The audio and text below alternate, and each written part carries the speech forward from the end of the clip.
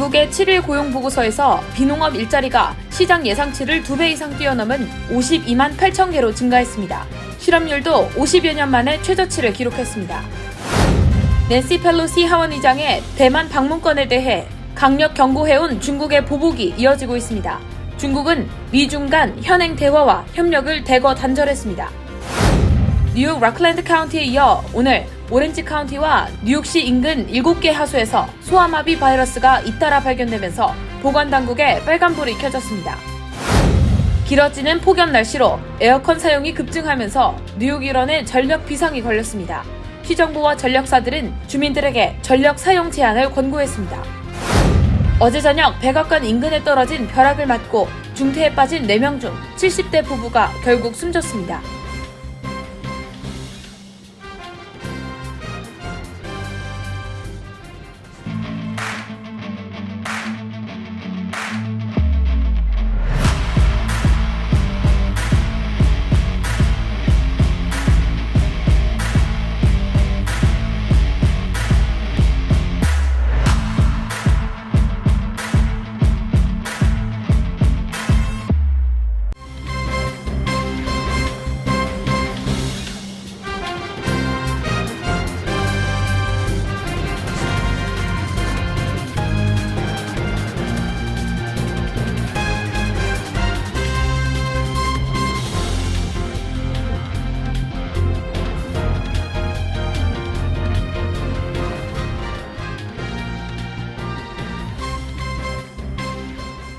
여러분 안녕하십니까?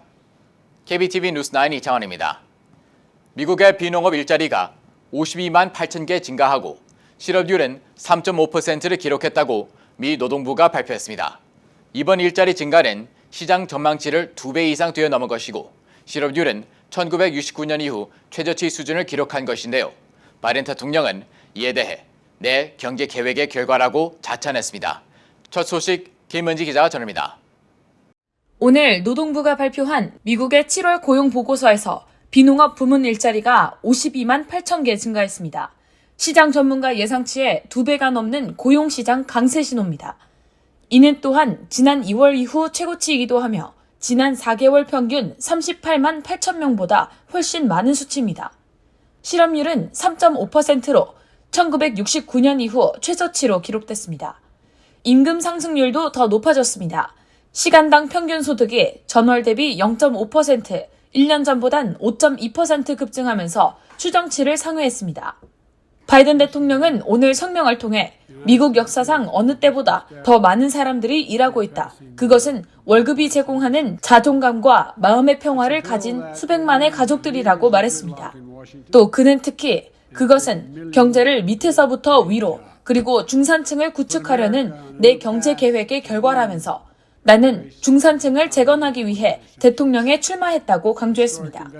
블룸버그 통신 등 미 언론들은 이번 7월 일자리 보고서가 지지율이 좀처럼 바닥을 벗어나지 못하고 있는 바이든 대통령에게 좋은 소식이라고 평가했습니다. 한편 강력한 고용 지표와 예상보다 높은 임금 상승률이 맞물리면서 9월 기준금리 인상에 대한 기대치도 바뀌었습니다. 시장 분석가들은 연방준비제도가 9월 연방공개시장위원회에서 기준금리를 0.75%포인트 한 번 더 인상할 가능성이 더 높다고 전망했습니다. 이 경우 3번 연속 자이언트 스텝을 단행하는 것입니다. 다만 경제학자들은 연준이 40년 만에 최고 수준인 인플레이션을 잡기 위해 금리를 인상하면서 일자리 창출이 둔화하기 시작할 것으로 보고 있습니다. KBTV 뉴스 김은지입니다. 중국이 미국의 서열 사무위인 낸시 펠로시 하원의장의 대만 방문에 대한 보복 차원에서 고위 군사령관 사이의 전화통화를 포함한 미중 간 현행 대화와 협력 채널을 대거 단절했습니다. 자세한 소식 전상희 기자가 전합니다. 중국 외교부는 성명을 통해 펠로시 의장이 중국의 강력한 반대와 엄중한 항의를 무시하고 대만을 방문한 데 대한 반격 조치로 양국 간 전구 사령관 전화통화 일정을 잡지 않을 것이며 국방부 실무회담과 해상 군사 안보 협의체 회의를 각각 취소한다고 밝혔습니다. 또 미중 간 불법 이민자 송환 협력, 형사사법 협력, 다국 간 범죄 퇴치 협력, 마약 퇴치 협력, 기후변화 협상 등 8개 항의 조치를 중단한다고 발표했습니다. 펠로시 의장과 그 직계 가족들에 대해서도 제재를 부과했습니다. 입국 금지와 중국 내 자산 동결 등의 조치가 예상됩니다. 펠로시 개인과 가족에 대한 제재와 이번 8개 항 대화 협력 단절은 펠로시 의장의 대만 방문 이후 미국을 겨냥한 첫 번째 제재입니다. 다만 단절 대상에서 경제와 외교 당국 간 대화 채널은 포함되지 않았는데 이는 양국 관계를 전면적 단절 수준으로 몰고 가지는 않겠다는 의중을 드러낸 것으로 풀이됩니다. 앞서 중국은 지난 3일 대만에 대해 일부 품목의 수출입을 중단하는 등의 경제 제재 조치를 발표한 바 있습니다. 중국은 이번 주 펠로시 의장의 대만 방문에 항의해 대만 해협에서 대규모 군사훈련을 벌이며 무력 시위하고 있습니다. KBTV 뉴스 전상입니다. 지난달 뉴욕주 로클랜드 카운티에서 소아마비 감염 환자가 발생한 데 이어 뉴욕시 인근 7개 하수 샘플에서도 이 바이러스가 검출됐습니다. 보건당국은 예방접종을 받지 않은 어린이와 성인들의 소아마비 예방접종이 시급하다고 강조했습니다. 홍찬호 기자의 보도입니다.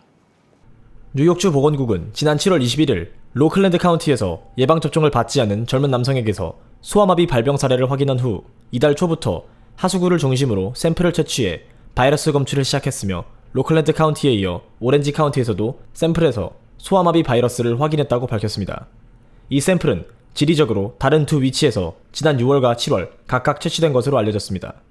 뉴욕주 보건국은 성명을 통해 잠재적인 지역사회 확산을 나타내는 이런 증거들은 뉴욕의 성인과 어린이, 특히 뉴욕시 거주자들에 대한 소아마비 예방접종이 시급하다는 것을 보여준다라고 말했습니다. 주 보건의원 메리 베셋 박사는 초기 소아마비 발병 근거에 마비성 소아마비가 한 건씩 관찰될 때마다 수백 명의 사람들이 감염될 수 있음을 알아야 한다고 밝혔습니다. 오렌지 카운티에서는 현재 확인된 소아마비 발병 사례는 없지만 이 지역의 2세 아동 기준 소아마비 예방접종 비율은 59.45%로 뉴욕주 평균 79.1%보다 훨씬 낮습니다. 또 로클랜드 카운티에서 감염된 사례의 경우 6월 초 로클랜드 하우스도에서 발견된 샘플과 이스라엘 예루살렘에서 발견된 2건의 감염 샘플, 최근 런던 하수도에서 발견된 샘플과 모두 유전적으로 연결된 것으로 보인다고 밝혔습니다. 하수도 샘플 검사는 소아마비의 잠재적인 지역사회 확산을 평가하는 데 중요한 자료가 되며 현재 뉴욕주 보건국은 주 전역 하수도에서 샘플 검사를 실시하고 있으며 그 결과를 질병통제예방센터로 보내고 있습니다. 보건국은 로클랜드 카운티에서 발병한 사례의 경우 소아마비 바이러스가 들어있는 생백신을 접종한 사람에게서 유래했을 가능성이 제기됐습니다. 이처럼 살아있는 바이러스로 백신 접종을 한 사람이 백신 접종을 하지 않은 다른 사람에게 바이러스를 퍼뜨릴 수 있다는 점입니다. 한때 미국에서 가장 두려운 질병 중 하나였던 소아마비는 백신이 출시된 지 20여 년이 지난 1979년 미국에서 완전 퇴치된 것으로 공식 선언됐었습니다. KBTV 뉴스 홍찬호입니다. 뉴욕 일원이 화씨 90도로 넘나드는 무더위를 겪고 있는 가운데 전력 비상이 걸렸습니다. 전력 수요가 급증한 데 따른 것으로 뉴욕시와 전력사들은 대규모 정전 방지를 위해 전력 사용 제한을 권고했습니다. 전상희 기자의 보도입니다. 전력회사 커네디스는 뉴욕 일원의 폭염주의보가 내려지자 정전 사태 대비를 위해 5개 보로와 웨체스터 지역 고객들에게 전력 사용 제한을 당부했습니다. 기상청에 따르면 화씨 90도가 넘는 고온이 다음 주까지 이어질 것으로 예상되고 있으며 여기에 비 예보까지 더해져 높은 습도로 체감온도는 화씨 100도를 넘을 것으로 보입니다. 캐시오컬 주지사는 주민들에게 필요한 예방 조치를 취하고 필요하다면 쿨링센터를 방문하라고 촉구했습니다. 커네디스는 에어컨을 작동시킬 경우 비어있는 방문을 닫고 적절한 온도 설정을 주문했습니다. 또한 실내 기온과 습도를 낮추기 위해 오븐, 세탁기, 건조기, 식기세척기와 같은 가전제품은 외부 온도가 상대적으로 낮은 이른 아침이나 늦은 밤에 사용할 것을 추천했습니다. 또한 에어컨이 작동 중일 때에는 냉기가 새어나가지 않도록 문을 닫고 열기가 들어오지 못하도록 커튼이나 블라인드 사용을 요청했습니다. 커네디스는 불필요한 열기의 약 40%가 창문을 통해 유입된다고 설명했습니다. 특히 외출 시에는 에어컨과 조명, 그리고 기타 가전제품을 반드시 꺼 전력 낭비를 줄여달라고 당부했습니다. KBTV 뉴스 전상입니다. 어제 오후 백악관 인근에 떨어진 벼락으로 4명의 사상자가 발생했습니다. 이 중 사망한 2명은 위스콘신주에서 워싱턴 DC를 방문 중이던 70대 부부이며 나머지 2명 역시 중태에 빠진 것으로 전해졌습니다. 김은지 기자의 보도입니다. 오늘 워싱턴 DC 경찰은 백악관 북쪽의 라파예트 공원에 전날 오후 떨어진 벼락으로 중태에 빠진 4명 중 2명이 사망했다고 밝혔습니다. 어제 저녁 워싱턴 DC 일대에는 번개를 동반한 강한 폭우가 내렸고 국립기상청은 어제 오후 6시 30분부터 7시 15분까지 워싱턴 DC를 둘러싼 순환고속도로 벨트웨이 내부 지역 상당 부분에 심한 뇌우주의보를 발령한 바 있습니다. 사망한 2사람은 위스콘신주에서 이 지역을 방문 중이던 76세 제임스 밀러와 75세 돈나 밀러 등입니다. 폭우 속에서 떨어진 벼락이 백악관 인근의 나무와 그 주변을 강타했고 사고 현장을 목격한 인근 경찰 및 경비대가 즉시 구조를 도왔지만 결국 숨졌습니다. 함께 상처를 입고 병원으로 이송돼 치료를 받고 있는 남성 1명과 여성 1명 역시 현재 위중한 상황이라고 경찰은 전했습니다. 워싱턴 포스트에 따르면 미국에서는 벼락 때문에 매년 평균 23명이 숨졌으며 올해 들어서는 이들 피해자를 포함해 모두 11명이 숨졌습니다. 언론들은 뇌우를 동반한 폭우가 내리는 날에는 가급적 큰 나무들과 멀리 떨어져 걸으면 이와 같은 사고를 방지할 수 있다고 강조했습니다. KBTV 뉴스 김은지입니다.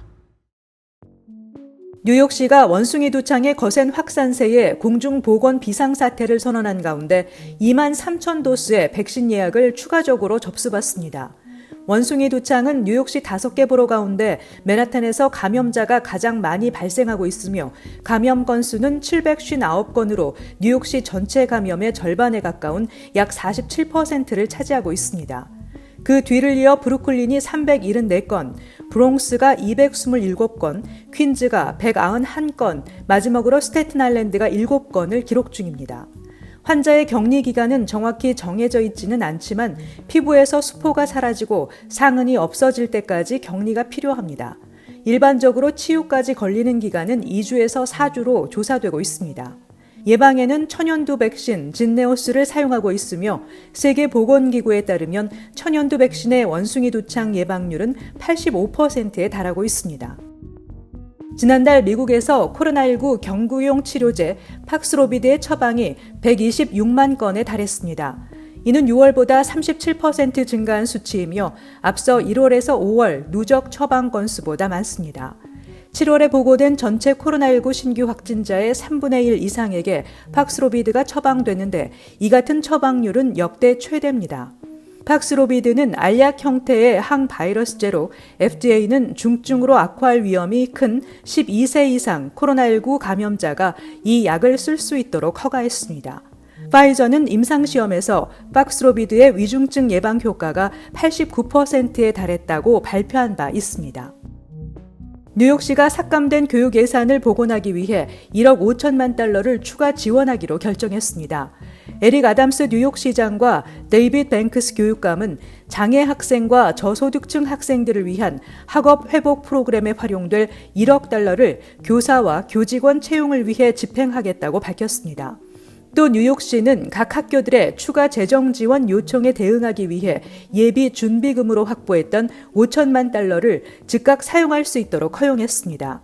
에이드리언 아담스 시의장, 브래드 랜더시 감사원장 등은 시장과 교육국의 추가 예산 소식에도 2억 1,500만 달러 규모의 예산 삭감에는 못 미친다며 뉴욕시가 현재 활용 가능한 것으로 알려진 5억 달러가량의 연방자금을 활용해야 한다고 비판했습니다. 에릭 아담스 뉴욕시장이 뉴욕시 범죄율이 급증한 데 따라 치안이 위협받고 있다며 보석개혁법 입법을 단행한 캐시 호컬 뉴욕 주지사 주의회에 개선을 촉구했습니다. 통계에 따르면 NYPD는 8월 1일까지 총 10만 9천여 건의 체포를 이뤄냈습니다.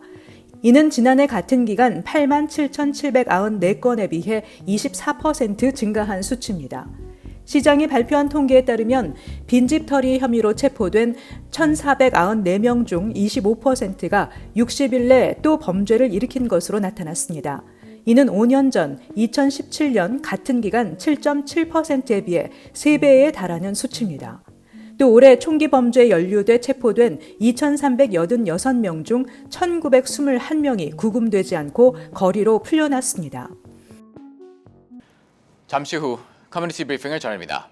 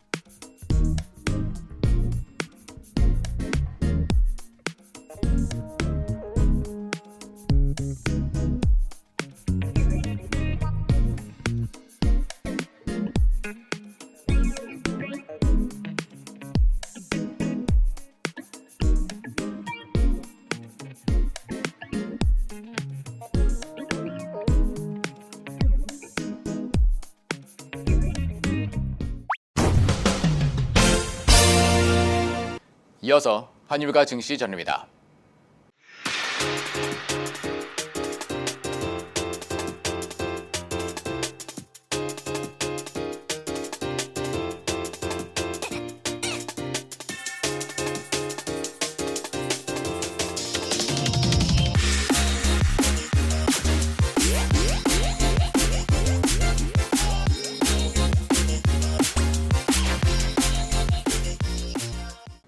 잠시 후 뉴욕과 뉴저지 날씨 전입니다.